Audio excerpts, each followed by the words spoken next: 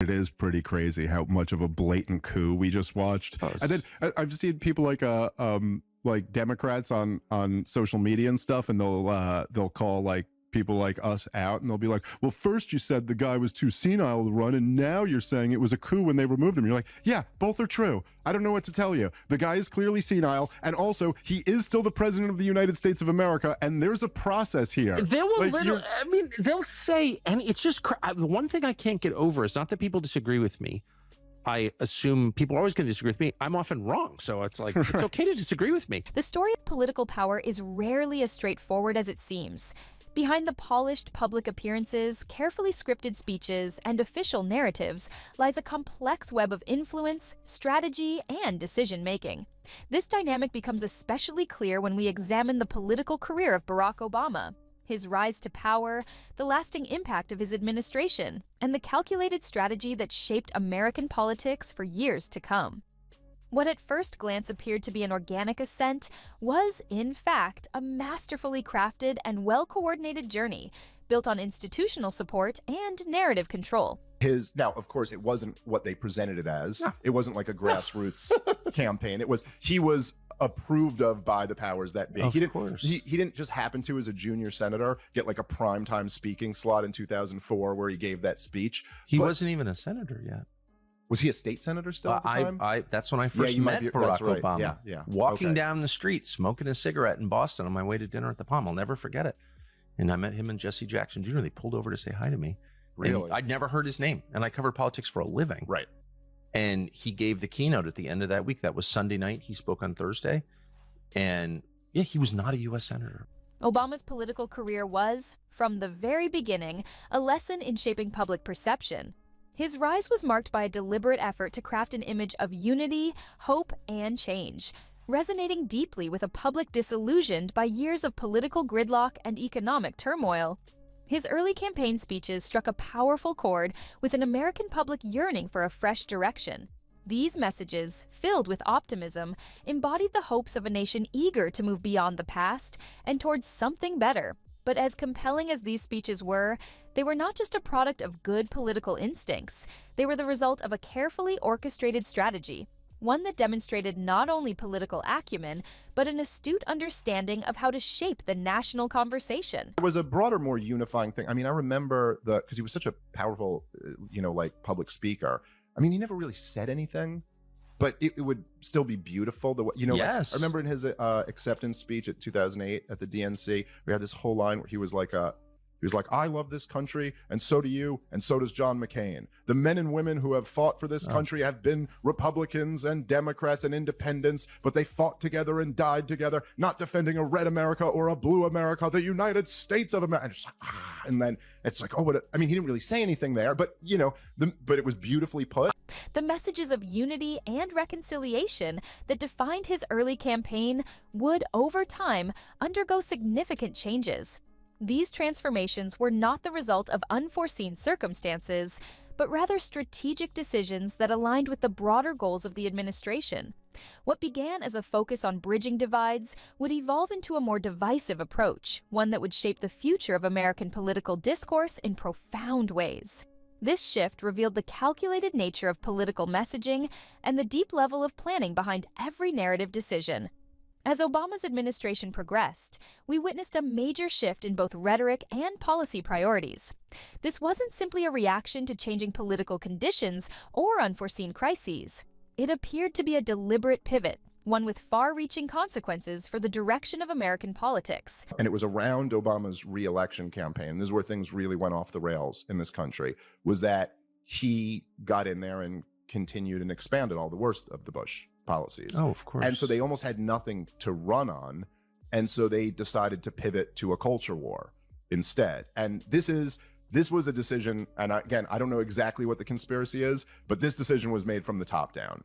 That I think it was a response to Obama's failures. It was a response to these movements like the Tea Party and Occupy Wall Street, which were getting a little bit too close. That's right. A little bit too close to the target. And all this, I'm sure you've looked at this before, but where there's these nexus charts and you can chart out like how many times all the woke terms are used. The sophistication with which these changes were implemented revealed the deep institutional support behind Obama's leadership.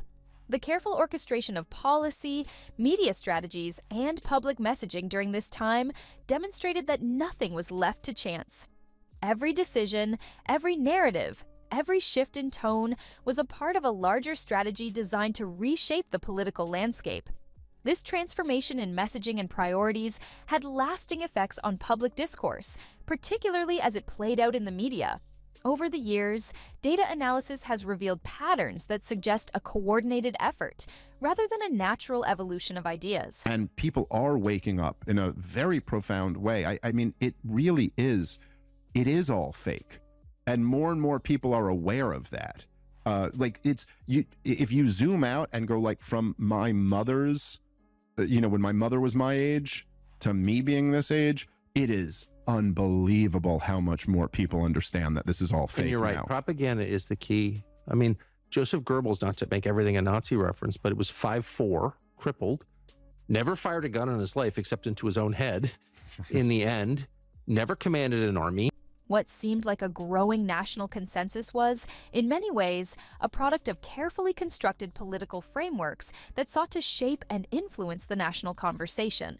These efforts would go on to fundamentally alter the way political narratives were constructed and maintained, leaving a lasting imprint on the media landscape and public understanding of political issues. The strategic decisions made during the Obama era not only shaped the course of his presidency, but also set the stage for a new era of American politics. The sophisticated networks of influence that were built during this time continue to affect our political system today. From the media narratives we consume to the policy decisions that impact our lives, the frameworks established during the Obama administration have had a far-reaching influence that is still felt. The effects of these carefully crafted political narratives are visible in every corner of American society, underscoring the enduring power of well-executed political strategies. It's not nearly as effective as it once was, but it is still there. And you see it like when people get taken over by the propaganda. It's such a bizarre thing. I mean, it's like talking to someone and there's no soul there when they just repeat back the propaganda to you or something. It was, oh, January 6th was an insurrection. And you're like, I'm not having a conversation with you. I'm having a conversation with like what Don Lemon convinced you're supposed to believe. But it's not just the mechanics of political messaging that are important. The transformation in American political discourse during this period offers crucial insights into the nature of power and influence within a democratic system. It exposes how a political agenda, when guided by skillful narrative control, can reshape entire systems of thought, creating lasting shifts in how we view issues of race, identity, and governance. The Obama administration's ability to harness and manipulate public discourse provides a window into the power of narrative itself, revealing the potential for political leaders to shape not just policy, but the very way we think about politics. Yet, while the Obama administration's narrative control was a textbook example of political sophistication, it is also important to consider the consequences of such manipulation. What began as promises of unity, hope, and post-racial harmony gradually morphed into a narrative that, some argue, played a role in deepening societal divides.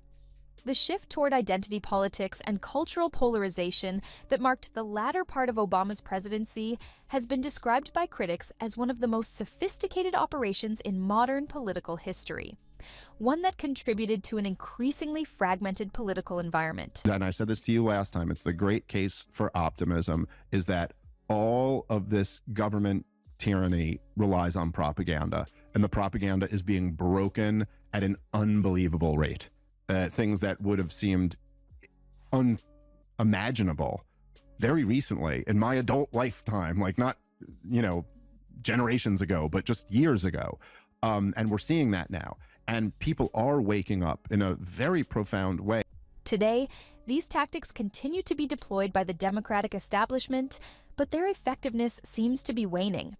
More Americans are waking up to the manipulation behind these narratives and are beginning to see the ways in which media and political elites have crafted divisions for political gain. The question now is, how much lasting damage has been done to our national unity by this era of sophisticated propaganda? And more importantly, can we heal from the cultural fractures that have been exacerbated by these calculated strategies? As we reflect on the Obama administration's approach to political messaging, it's worth considering the long-term effects on our ability to engage in honest political discussions. Has our understanding of media manipulation and the power of political messaging shifted since that time? Can we rebuild the kind of political discourse that allows for genuine dialogue and mutual understanding? Or are we doomed to live in an age of perpetual division and cultural manipulation? We want to hear your thoughts. Do you believe the Obama administration's pivot toward identity politics and cultural division was a strategic political decision? How do you think this shift has impacted our ability to engage in meaningful, honest political conversations today? Has your understanding of media messaging and political manipulation evolved since the Obama era? Share your thoughts below. And as always, thank you for watching.